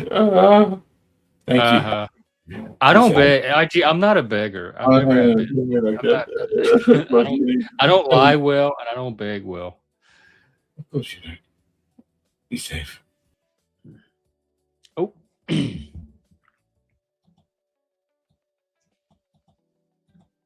All right, everybody. That is International Joke Day. I hope you had a few laughs. We had a, sort of an international crowd. A lot of us live in our own little world / country anyway. So we're going to count that as international, and we're going to count today as jokes. So enjoy the rest of your day. I will be out tomorrow as usual, 3 p.m. Eastern, noon Pacific. I wish all of you a fun and funny day. And Not Laws and all of our other Canadians, happy Canada Day to you. Oh yeah, Not Laws. That's what I wanted to know is what is Canada Day? What do y'all do? You mean the tracker in the Discord? I don't know. I don't know how those work. So talk to your people and see where the malfunction was. What I want to hear about Canada Day. Like, what are your traditions? What do you do? What are you doing today to celebrate, etc.? Because you know we love our Canadians here. Make igloos and snow forts. Well, I hope you have fun. And we'll see you next time.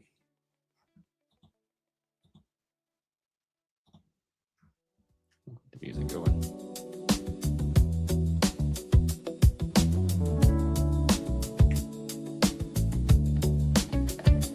All right. Take care, everybody. See you tomorrow. Thanks for being here.